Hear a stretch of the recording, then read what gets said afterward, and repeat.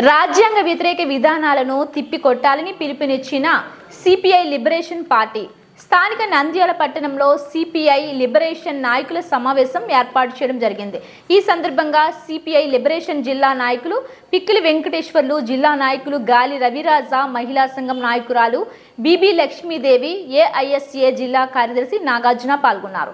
ఈ సందర్భంగా మాట్లాడుతూ భారతదేశ అభివృద్ధికి, ప్రజా సుపరిపాలన కోసం డాక్టర్ బిఆర్ అంబేద్కర్ ఆధ్వర్యంలో రచించిన రాజ్యాంగం అమలుకు మనువాద బీజేపీకి ఏమాత్రం ఇష్టం లేదని, రాజ్యాంగంలోని ఆదేశ సూత్రాలను అమలు చేయడంలో బీజేపీ విఫలమైందని, నేడు బీజేపీ రాజ్యాంగానికి విరుద్ధంగా దళితులను, మైనారిటీలను, బడుగు బలహీన వర్గాలను నిరంకుశంగా అణగతొక్కుతుందని, దేశంలో మహిళలపై అత్యాచారాలు, హత్యలు ఎక్కువయ్యాయని, మణిపూర్లో ఒక వర్గం ప్రజలపై దాడులు, బాబ్రీ మసీద్ కూల్చివేత, పౌరసత్వ సవరణ బిల్లు, ఒకే దేశం ఒకే ఎన్నిక పేరుతో దేశ భవిష్యత్తును ప్రమాదానికి నెట్టివేస్తుందని, విధానాలపై ప్రశ్నించే రాజ్యాంగం పట్ల విశ్వాసం లేని కేంద్రంలో బీజేపీ ప్రభుత్వం రాజ్యాంగాన్ని మార్చుటకు ప్రయత్నం చేస్తుందని, అమిత్ షా అహంకారపూరితంగా అంబేద్కర్పై అనుచిత వ్యాఖ్యలు చేసి డాక్టర్ బిఆర్ అంబేద్కర్ అవమానపరిచిన వైఖరికి నిరసనగా అమిత్ షా రాజీనామా చేయాలని, భారత రాజ్యాంగాన్ని కాపాడుకుందాం, దేశాన్ని రక్షించుకుందాం అనే నినాదంతో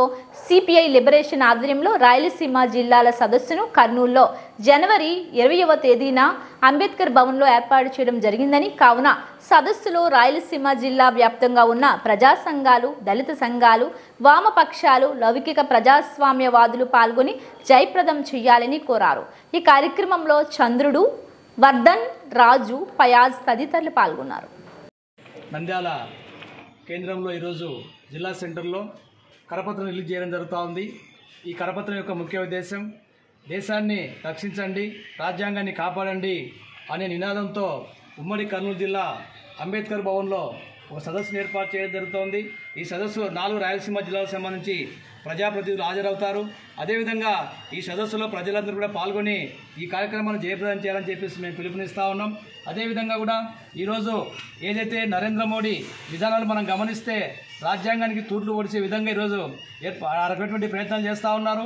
అదే కాకుండా కూడా ఈరోజు రైతులకు సంబంధించి కానీ, కార్మికులకు సంబంధించి కానీ, ప్రైవేటు పరిశ్రమలకు సంబంధించి కూడా ఈరోజు మూతపడేటువంటి పరిస్థితి మనకు కనపడతా ఉంది।